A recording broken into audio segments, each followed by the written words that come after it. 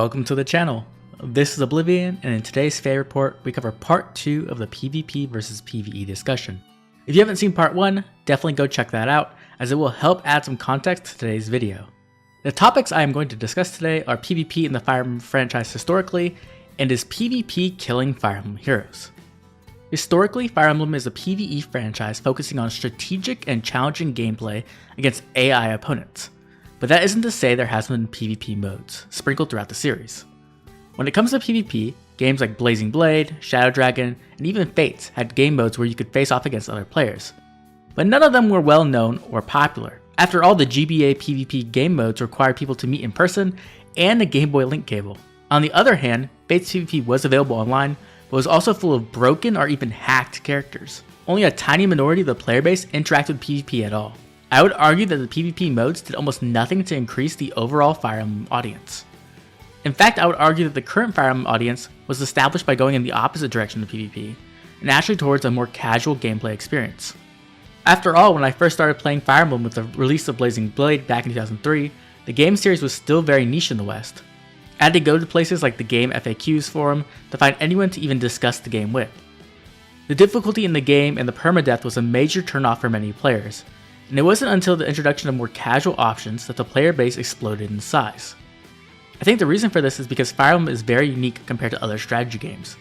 It not only offers deep strategic gameplay, but amazing characters, stories, and wonderful support conversations that allow the player to build a bond with the characters. And that's not to say the original more hardcore audience disappeared. Intelligent Systems did an amazing job of adding new difficulties and keeping new games true to the original series. Well, for the most part.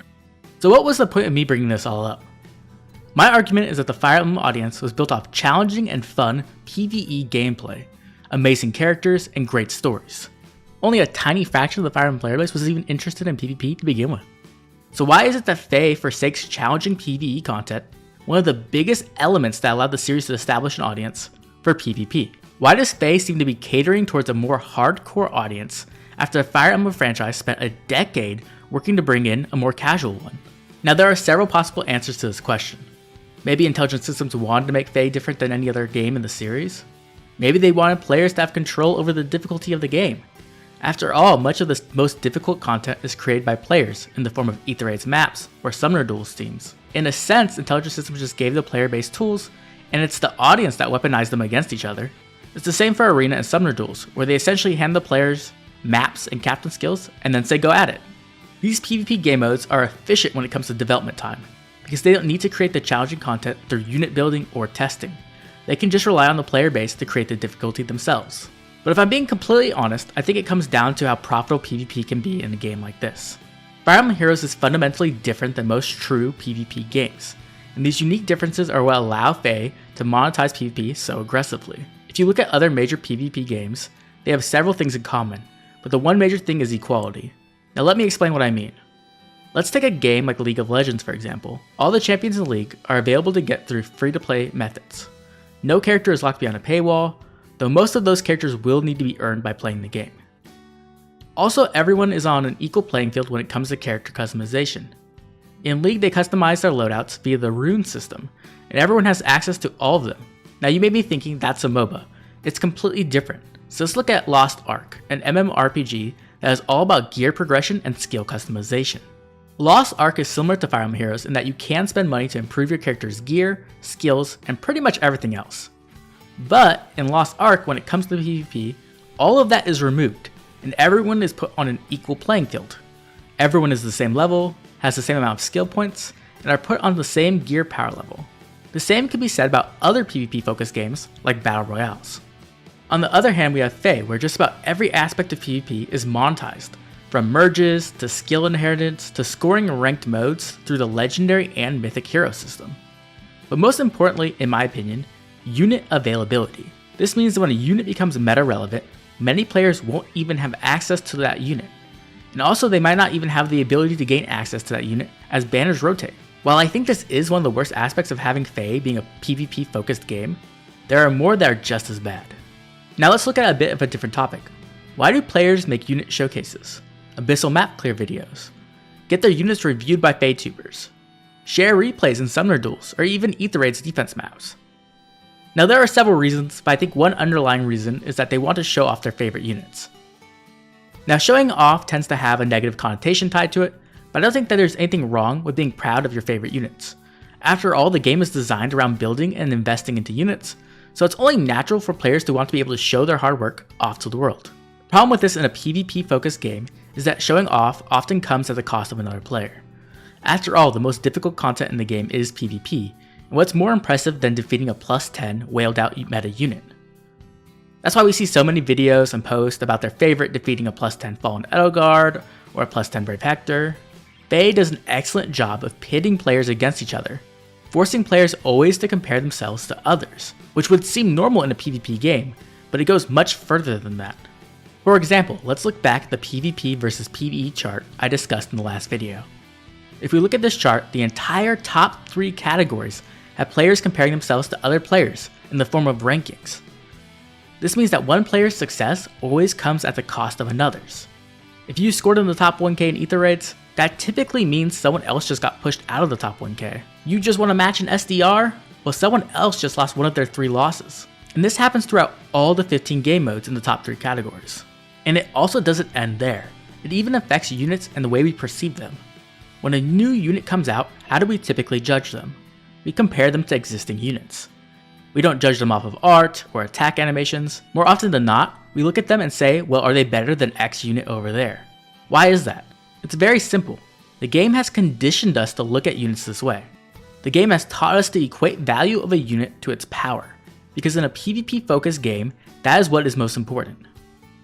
We need our units to be able to defeat other players' units, and if they cannot do that, they get dismissed. Which honestly is unfortunate because it goes against what the Fire Emblem series has taught us throughout the years. In base Fire Emblem games, players can make use of whatever characters they like to beat the game. Now obviously not every unit is made equal, and there are always units who will perform better. But even so, most Fire Emblem games are beatable by whatever sort of army you put together. And the reason this is important is because it allows players to judge characters on several other variables instead of just power.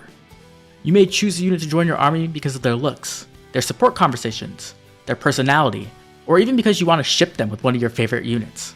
All of these variables are valid in a typical Fire Emblem game, and because of that, it allows players to enjoy the game how they want to, which in my opinion is the most important thing when it comes to entertainment. But Fire Emblem Heroes does the opposite. We are forced to constantly be comparing units to one another, and in doing so, resentment is built amongst players. How often do we sigh when we see a post of someone celebrating their plus 10 new meta unit? Why is that? It's simple. These units can all be used against us. As happy as someone might be when someone shows off their plus 10 Yuri with lethality, at the same time, they're thinking, please let me never run into that unit. And this isn't something that is as prevalent in a PvE game like Genshin Impact.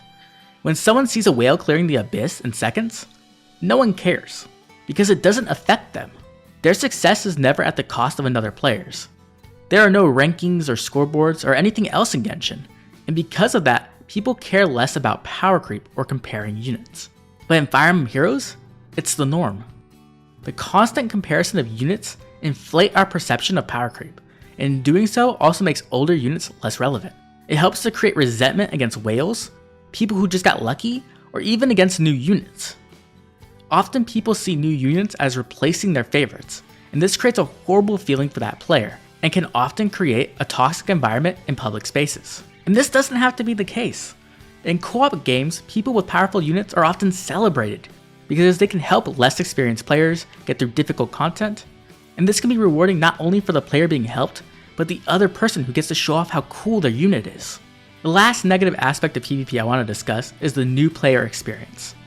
Not only is there the dissonance between Fae and the typical Fire Emblem games, in the sense that the game has a heavy PvP focused endgame, there's also the difficulty of using your favorite units, and most importantly, the inequality found in PvP.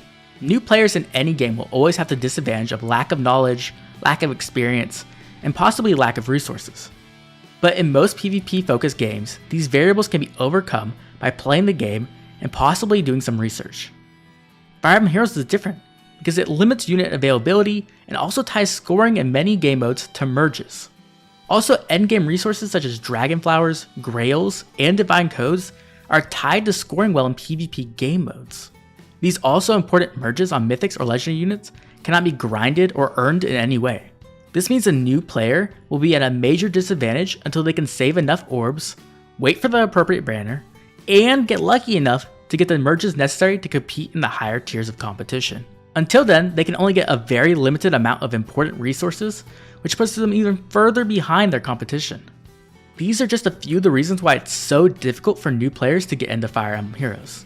And that's not even considering the immense amount of game information a player needs to know to properly interact with systems and build characters. Now before I conclude this video, I would like to make it clear, I do not hate PvP. In fact, I love PvP. I am in the tiny fraction of the Fire Emblem audience that was interested in PvP to begin with. I spend way too much time studying Ether Raids, Arena, and Summoner Duels. I've been competing in those modes since the beginning, and I thoroughly enjoy them. I did not make this video to dump on PvP or even to say Fire Emblem Heroes is dying. This video is all about the health and enjoyment of the game. In my opinion, a PvP-centered gacha game is not a healthy way to grow an audience and is not good for retaining players. It turns off players who do not enjoy PvP, and it is also at odds with the rest of the Fire Emblem franchise that focuses on challenging PvE gameplay. Many players play this game for the characters. Characters they have grown attached to and want to play with. Characters they don't want to have to compare to meta units or whale units. They just want to have fun with their favorites, and they should be able to do that in endgame content. The last thing I want to say is I love this game. I play it way too much. I don't criticize the game out of malice, but because I want to see the game grow and do better. And with this video, I wanted to discuss a problem that has been growing throughout the years as the game has moved more towards a PvP focused endgame, and to start a discussion with all of you about how it could be fixed. Now I have my own ideas on the solution, a solution I've discussed in many videos, but I want to hear what you think. What would you do if you had the power to change anything about Fire Emblem Heroes? Would you add a new game mode, fix old ones, maybe make some system changes? Drop a comment down below to let me know what you think. If you enjoyed the video, please drop a like and subscribe. It keeps the content coming and helps the channel grow. This has been Oblivion, and I will catch you all later with more Fire Emblem Heroes.